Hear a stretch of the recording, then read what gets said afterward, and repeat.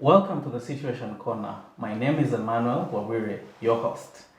Today, as a follow-up from last episode we are looking at the involvement of the young people in the most recent election polls that just ended. But one of the issues we highlighted last time was the need for capacity building for the newly elected members of parliament, newly elected youth councillors, newly elected National Youth Council structures, and the rest that we're able to get into political spaces.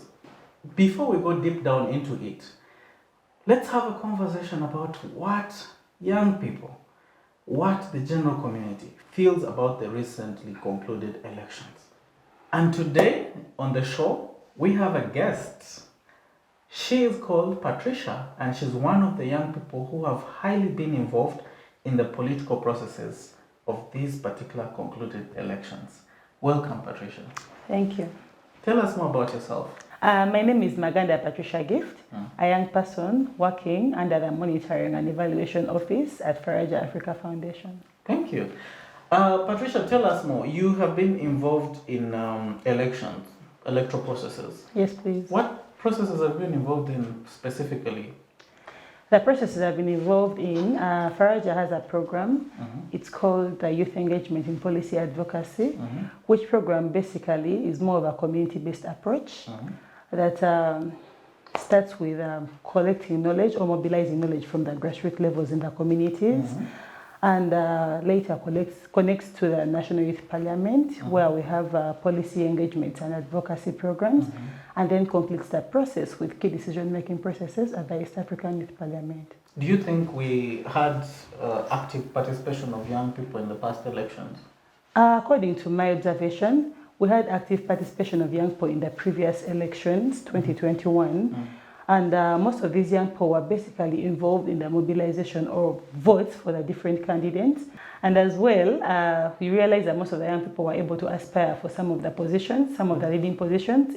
And that is why today we have most of the candidates or most of the new electors being young people in the parliament. Okay, yes. That's an interesting. What do you think inspired that? What built up this confidence in young people to actually participate? According to me, most of the young people were able to take up or aspire for the different leadership positions due to the different advocacy campaigns that were running, the different trainings that enabled and encouraged the young people out there to come up and take a stand in leadership. So in other words, it's that thirst and hunger, the thirst and hunger to participate meaningfully that actually inspired most of the young people. Do you think that the contesting of young people like Bobby Wine and Katumba inspired participation in any way? Yeah, the contesting of Katumba and Bobby Wine inspired participation in a way that most people out there started to get belief in themselves that they could come up as leaders. And this was a stepping stone for them since they were able to get confidence out of what the other young people were doing and taking up presidential presidential positions, which is not an easy task. So most of the people out there were encouraged by these two young gentlemen. During COVID, we had standard SPOs, standard operating procedures, which we needed to follow, less gatherings and so on. And there was a strong element of use of scientific means. Tell us, what do you think social media contributed to the participation of young people in this election? Was it a good or a bad thing?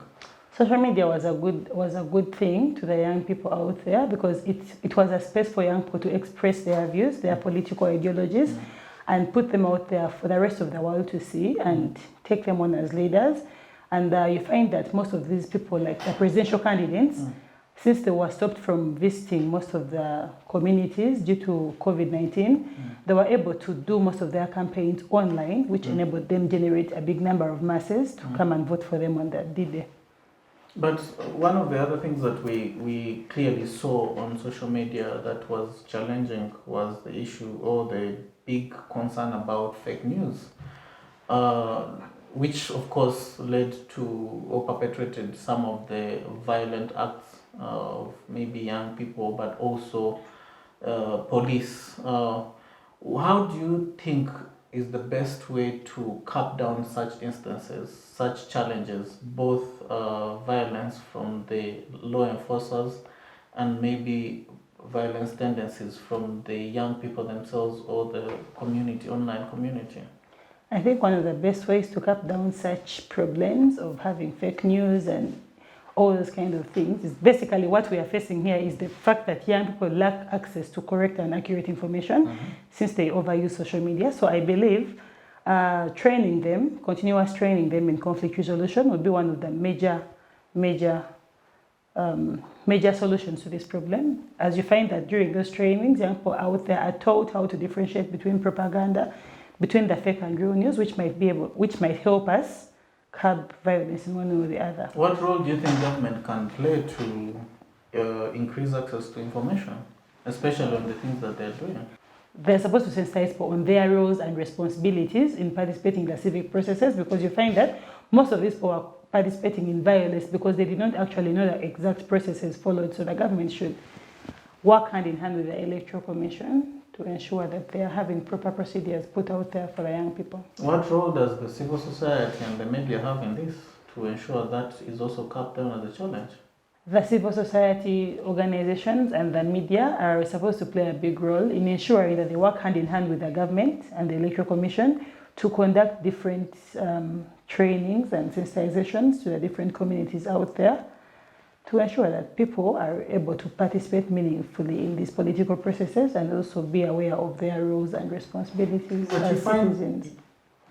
But you find the challenge we have currently is there is no space for gathering to actually disseminate some of this information, especially when it comes to engaging with political parties and opposition. If you were speaking to the security authorities and the government at large, what would be the advice or the best practice you'd advise them to use?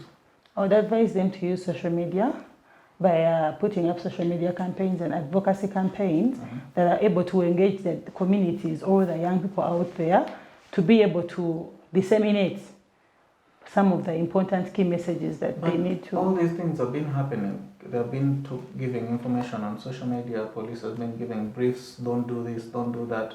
And the public is doing this and doing that. What is the challenge? What is lacking? Because at the end of the day, you find that they will say, do not go out, do not gather, but then it will happen. The people will do that. What do you think is the challenge there? The challenge that is hindering some of these things from being implemented is most of the young people out there don't have access to the internet or do not have access to their smartphones, so they're not able to get. So according to you, you feel that because internet is currently on, right? Yes. And there's a lot of information going on online, right? So when you say do not have access to information, another person will come and argue that when you cut off the internet, like what happened in the previous election, the security teams will tell you there will be no tendencies of violence. So what exactly do you think, or what are you exactly meaning? Okay, I think if the internet has been cut down and we still don't have violence cases, we can also use radios, we can also use the different traditional medias around us, that is the use of the televisions, the use of the radio stations, to be able to disseminate messages to the young people, because there are a very big number of people listening to these stations at the end of the day.